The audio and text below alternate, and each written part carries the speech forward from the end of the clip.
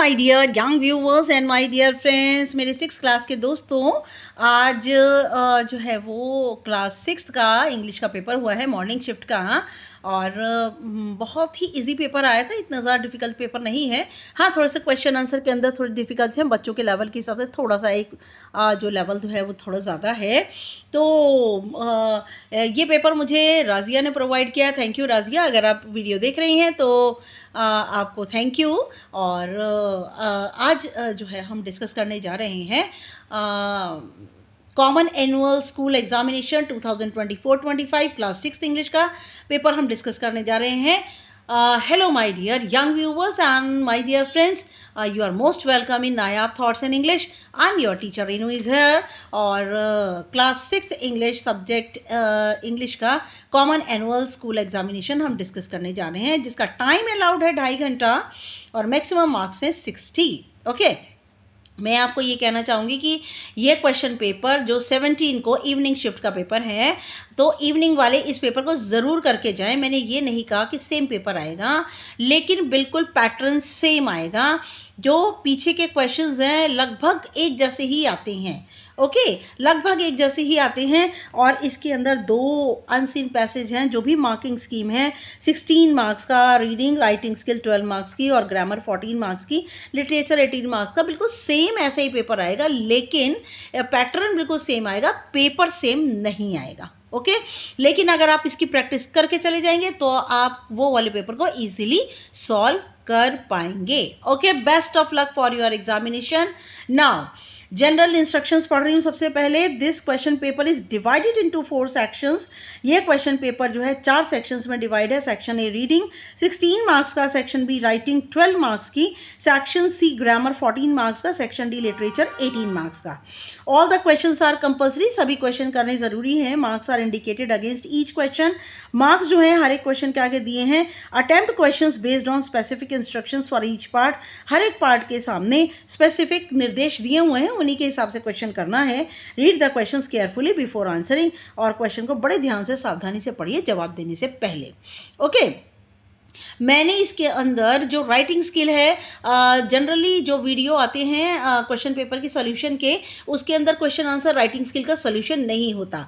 मैं आपसे रिक्वेस्ट करूंगी कि ये जो है आप इसमें जो क्वेश्चन आंसर है और इसकी जो राइटिंग स्किल है आप करके जाइएगा, लर्न करके जाइएगा, सेम ही आएगी। तो बिल्कुल सेम इसी यही आएगी। आप यही कहें कि क्वेश्चन सेम, थोड़ा सा आगे पीछे क्वेश्चंस हो जाएंगे, नेम वगैरह स्कूल का नेम चेंज हो जाएगा, बाकी जो क्वेश्चन है सेम ही आएगा। तो इसीलिए मैं आपको कहूँगी कि जो लिटरेचर का पार्ट, जो राइटिंग स्किल का जो पार्ट है और जो लिटरेचर का क्वेश्चन आंसर का पार्ट है, सेम यही करके आप जाना, लर्न करके जाना।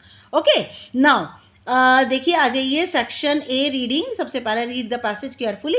पैसेज को बड़े ध्यान से आपको पढ़ना है, सारे आंसर आपको सामने ही दिखाई देंगे। Once the Maharaja of Travancore ordered a grand dinner in his palace. एक बार ट्रैवनकोर के महाराजा ने एक बहुत ही बड़े दावत रात के खाने का अपने महल में आदेश दिया। In the afternoon before the dinner, और आफ्टर दोपहर के समय, डिनर से पहले, the maharaja entered the kitchen to survey the dishes. और महाराजा जो है वो रसोई घर में गए, सारी की सारी जो डिशेस थी, जो भी खाने की चीज़ें थी, जो खाने की जो डिशेस थी, उनका सर्वे करने के लिए गए। That had been prepared for the feast, जो कि दावत के लिए बननी थी। What are you going to do with those vegetable scraps, he asked the cook. उन्होंने रसोइये से पूछा, ये जो सब्जियों के जो टुकड़े पड़े हुए हैं, इनका तुम क्या करने जा रहे हो? Pointing to the basket of scraps near the cook. और कुक के नज़दीक ही एक टोकरी पड़ी थी जिसके अंदर छोटे छोटे सब्जियों के टुकड़े पड़े थे। राजा ने उस और इशारा किया और पूछा कि तुम इनका क्या करने जा रहे हो? द कुक रिप्लाइड, कुक ने जवाब दिया, दे आर वेस्ट, ये बिल्कुल बेकार हैं, we will throw them away, हम इन्हें फेंक देंगे।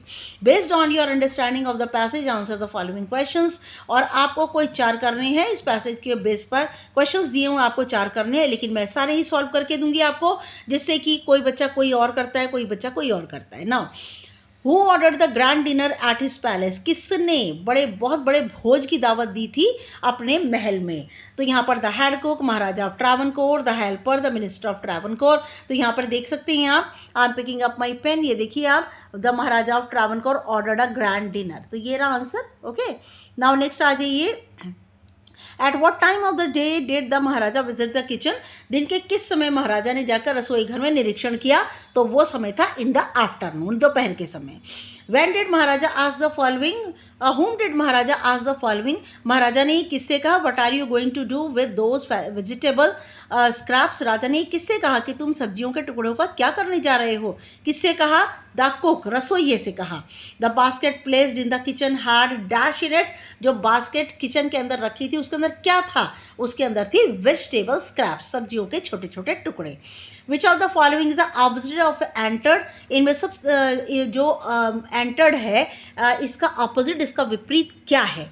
देखिए एंटर्ड का मीनिंग होता है अंदर जाना, तो अराइव्ड का मीनिंग पहुंचना, स्टेप्ड इन का मीनिंग भी अंदर कदम रखना, केम इन का भी अंदर, स्टेप्ड आउट का बाहर जाना। तो एंटर्ड का अंदर आना, स्टेप्ड आउट का बाहर जाना। Okay, now question number 2, read the passage carefully, passage को केयरफुली पढ़िए, थोड़ा सा डिफिकल्ट है ये। माइग्रेटरी बर्ड्स आर बर्ड्स, ये माइग्रेटरी का मतलब होता है वो पक्षी जो एक जगह से दूसरी जगह मौसम के बदलने पर चले जाते हैं। Migratory birds are birds, migratory birds वो पक्षी होते हैं that travel long distances from one place to another, जो कि बड़ी बड़ी लंबी यात्राएं करते हैं, दूरी तय करते हैं एक स्थान से दूसरे स्थान की, usually because of changes in the weather, और ये क्यों करते हैं? क्योंकि मौसम में बदलाव की वजह से। They move from colder areas to warmer places, और वे ठंडी जगहों से गर्म स्थान की ओर जाते हैं, to find food and better conditions, जिससे कि वो भोजन उन्हें मिल सके और अच्छी परिस्थितियां मिल सके, फॉर नेस्टिंग, अपने घोंसले बनाने के लिए उन्हें भोजन मिले और अच्छी परिस्थितियां मिले। This journey can be very long, ये जर्नी, ये जो यात्राएं होती हैं ये बहुत लंबी होती हैं। Birds like the Arctic tern, वो पक्षी जो कि आर्कटिक टर्न जो कहलाते हैं, ट्रैवल थाउजेंड्स ऑफ माइल, हज़ारों मीलों की यात्रा करते हैं। These migratory birds are natural science, ये जो माइग्रेटरी इधर से उधर जाने वाले पक्षी होते हैं ये प्राकृतिक साइन यूज़ करते हैं, प्राकृतिक साइन जो है चिन्ह यूज़ करते हैं, जैसे कि सूर्य, तारे और धरती का मैग्नेटिक फील्ड, धरती का चुंबकीय क्षेत्र, टू गाइड देम, ये चीज़ें इनको गाइड करती हैं। कौन कौन सी चीज़ें पक्षियों को गाइड करती हैं? Sun, star, earth, magnetic field.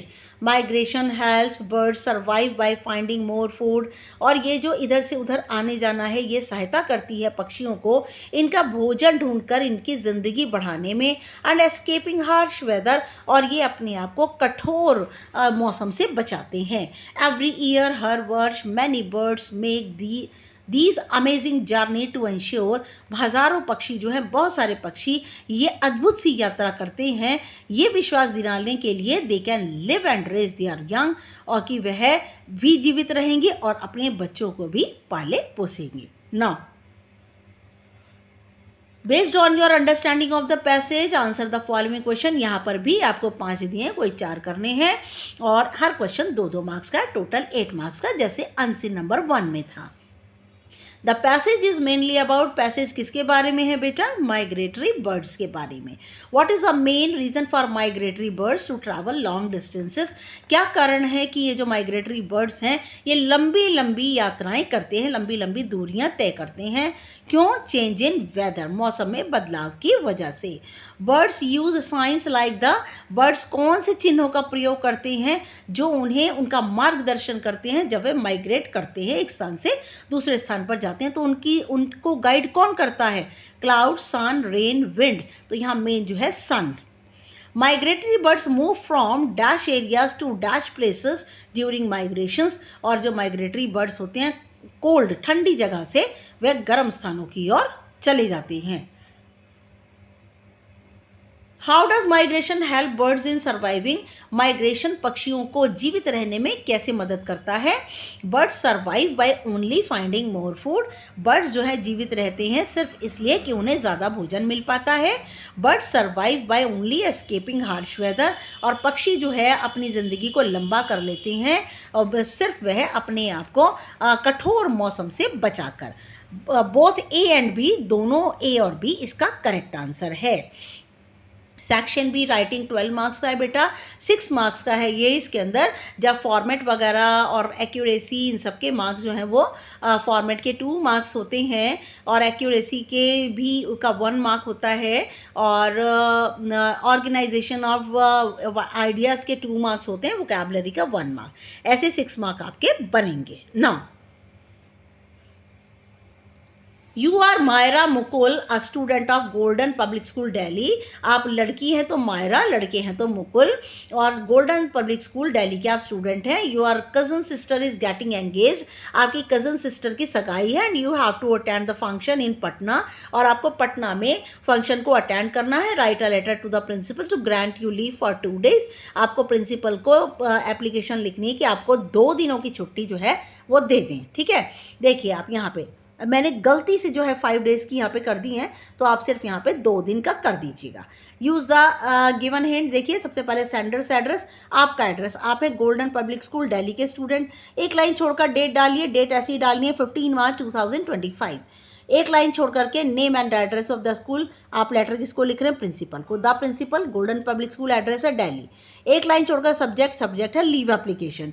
उसके बाद सैल्यूटेशन, सर या मैडम, डियर सर या डियर मैडम, कुछ भी लिखिए। I Myra, a student of your school, I want to bring your kind attention, मैं आपके स्कूल की स्टूडेंट हूँ। और हर एक लेटर में बेटा जब भी एप्लीकेशन लिखना होता है, प्रिंसिपल को लिखना होता है, तो ऐसे ही शुरू करते हैं। I want to bring your kind attention, I have to attend the function in Patna, और मैं my cousin sister is getting engage, और मैं आपका ध्यान दिलाना चाहती हूँ कि मेरी जो कज़न सिस्टर है उसकी सगाई होने वाली है। I have to attend the function in Patna, हमें पटना में फंक्शन अटेंड करना। I will be unable to come to school from 25 to 27, यहाँ 30 नहीं कीजिएगा, गलती से 27 हो गया है, मैंने ध्यान नहीं दिया था, इसको 27 कर दीजिएगा 30 की जगह। ठीक है, तो मैं 2 दिन तक स्कूल नहीं आ पाऊँगी। 25 से लेकर के 25, 26 और 26 कर दीजिए, 25 and 26। ठीक है, 2 दिन की लीव हो गई।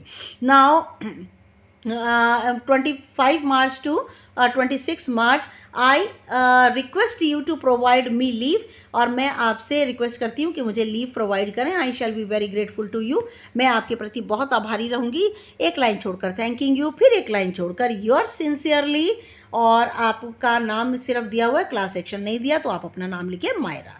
ठीक है, नेक्स्ट आइए। यू आर सोनल सचिन, लड़की है तो सोनल, लड़के हैं तो Sachin. You are excited for your birthday party next week, आप बड़े एक्साइटेड हैं, बर्थडे पार्टी है आपकी अगले हफ्ते। Write a letter to your friend inviting her or him, आपका लड़की है तो लड़की को इनवाइट कीजिए, लड़के हैं तो लड़के को इनवाइट कीजिए टू योर बर्थडे पार्टी, अपनी बर्थडे पार्टी में इन्वाइट करना है। ठीक है, देखिए सबसे पहले आपका नेम नहीं आता, यहाँ पर सबसे पहले आपका एड्रेस 25 गोल मार्केट दिल्ली 53, आपका एड्रेस आ गया। कोई भी एड्रेस डाल दीजिए अगर आपको एड्रेस नहीं दिया हुआ। एक लाइन छोड़कर डेट ऐसे ही डालनी है 15 मार्च 2025। फिर डियर रमन, आप यहाँ पर डियर फ्रेंड कर दीजिए, डियर रमन नाम लिख दीजिए। हेलो हाउ आर यू, बिल्कुल सेम ऐसे ही स्टार्ट करना है। फ्रेंड को या किसी को भी ऐसे कोई जान पहचान वाले को लेटर लिखते हैं, अपने मदर फादर को लिखेंगे तो हेलो हाउ आर यू तो नहीं करेंगे, हेलो तो नहीं करेंगे, हाउ आर यू ज़रूर करेंगे। I am excited to share with you that my birthday is approaching, और on 30th मार्च, और मैं तुमसे जो है मेरा बर्थडे आ रहा है 30 मार्च को, या फिर आप यहाँ पे ये कह दीजिए नेक्स्ट वीक। ठीक है, my family is organising a party for me, मेरा परिवार मेरे लिए एक पार्टी जो है प्रबंध कर रहा है। I will be delighted if you join us to celebrate, और मुझे बहुत खुशी होगी अगर तुम भी आओगे और यहाँ पर आकर हमारे साथ सेलिब्रेट करोगे। We will have cake cutting ceremony and dinner, हमारा केक कटिंग की सेरेमनी होगी और डिनर भी होगा। We will enjoy with friends, हम अपने मित्रों के साथ बहुत एंजॉय करेंगे। फिर उसके बाद रेस्ट इज़ ओके, हर एक लेटर में ऐसे लिखते हैं जो पर्सनल होते हैं। एक लाइन छोड़कर योर्स लविंगली, और लड़की है तो सोनल, लड़के हैं तो सचिन। नाउ नेक्स्ट आइए, पैराग्राफ लिखना है। टाइटल ऑफ द पैराग्राफ, देखिए paragraph question, right a paragraph on a day in जू, 60 to 80 वर्ड्स में करना है। मैं बता दूं 1 नंबर का टाइटल होता है, उसके बाद 2 मार्क्स का जो है वो आपका कंटेंट होता है, 1 मार्क की स्पेलिंग होती है, और 2 मार्क्स की ऑर्गेनाइजेशन ऑफ आइडियाज़ होती है। ठीक है, अब नीचे देखिए आपको जैसे जैसे जो दिया हुआ है ना उसी के बेस पर करना है, लेकिन टाइटल ज़रूर लिखना है जो कि क्वेश्चन में दिया है। अ डे इन अ जू, इसे कैपिटल में लिख दीजिए। Last Sunday I went to the zoo. आपको हर जगह वर्ब की सेकेंड फॉर्म लगा करके इसको बना देते हैं हम। It was very beautiful, beautiful zoo, मैंने it was very beautiful zoo कर दीजिए। The atmosphere was clear, fresh and bright. Atmosphere बहुत साफ था, ताज़ा था, चमकीला था। We bought the ticket and entered. देखिए इस पैराग्राफ के अंदर जो है इन पॉइंट्स को जोड़ने के लिए आप अपने पॉइंट भी इसमें रख सकती हैं, ऐसा नहीं कि आप अपने नहीं रख सकते। नाउ यहाँ पे आ जाइए, वी बॉट द टिकट, हमने टिकट खरीदा, एंटर्ड द ज़ू, और ज़ू के अंदर गए। There were different kinds of animals, यहाँ पर अलग तरह के जानवर थे। The birds were chirping and hopping happily, पक्षी जो है चहचहा रहे थे और फुदक रहे थे बड़ी खुशी से। The air was fresh and sweet, हवा बड़ी ताज़ी थी और मीठी थी। It was really an amazing view, ये बहुत ही खूबसूरत नज़ारा था। We had lots of enjoyment and fun, हमने बहुत ज़्यादा फ़न किया, खुशी मनाई और बहुत ही हम खुश हुए। ना इसका और आइए, right a paragraph on my favourite family member. Favourite family member के बारे में लिखना है आपको। सबसे पहले कैपिटल में लिखिए my favourite family member. I have a wonderful family, मेरी बड़ी अद्भुत सी परिवार है।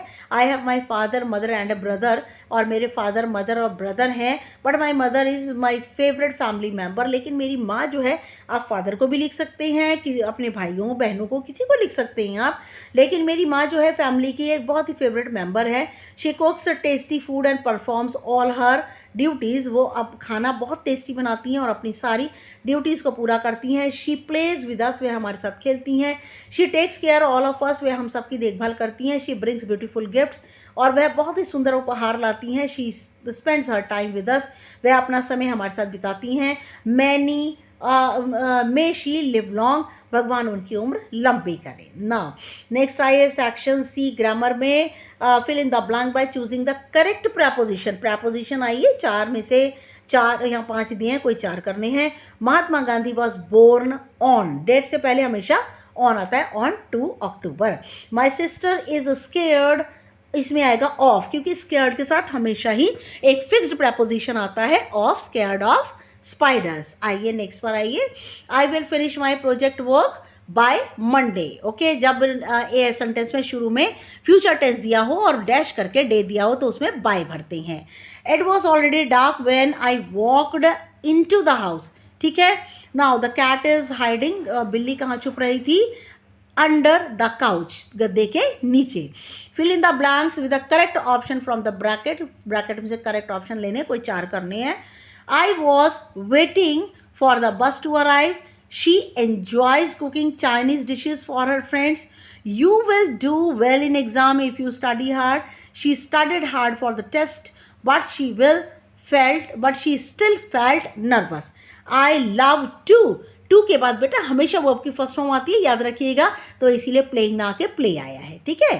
Fill in the blanks with the correct modal, modal भरने हैं आपको, इन्हीं में से भरना है शैल, मे, मस्ट और टू, कोई 3 करने हैं, 1 मार्क का है। She must finish her homework before she can watch TV, उसे अपना होमवर्क ख़त्म कर लेना चाहिए टीवी देखने से पहले। He may go fishing tomorrow if the weather is nice, वह फिशिंग के लिए कल जा सकते हैं अगर मौसम अच्छा हुआ। You ought to apologise for your mistake, तुम्हें अपनी गलतियों के लिए माफ़ी मांगनी चाहिए। Shall we go for a walk in the park, क्या हम पार्क में वॉक के लिए जा सकते हैं। Match the following words with their correct एंटोनियम्स, antonym opposite words होते हैं, कोई 3 करिए आप। अराइवल का मीनिंग पहुंचना और डिपार्चर का जाना। फियर का मीनिंग डर और करेज का मीनिंग साहस। सैड का मीनिंग दुख और चीयरफुल का मीनिंग हंसमुख होना, खुश होना। बोरिंग का मीनिंग होता है उबाऊ और एक्साइटिंग का मतलब होता है उत्तेजना से भरा हुआ। Now section D, literature, 18 marks की है बेटा ये। तो read the passage given below and answer the question that follow. मैं आपको बता दूं कि आप फेयर प्ले बहुत अच्छे ढंग से पढ़ के जाना, उसमें से ही कॉम्प्रीहेंशन आने के चांसेस हैं। तो 2 करने हैं आपको, 1 मार्क के हैं।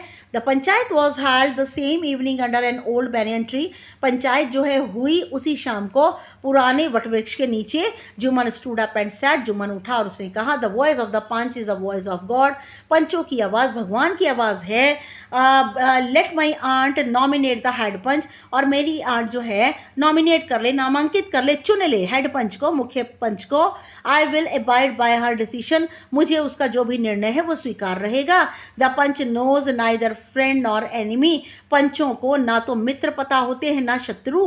व्हाट डू यू से टू अलगू चौधरी, तुम अलगू चौधरी से क्या कहते हो? The lady old lady announced. What do you से टू अलगू चौधरी, अलगू चौधरी से क्या कहते हो? ओल्ड लेडी ने ये घोषणा की।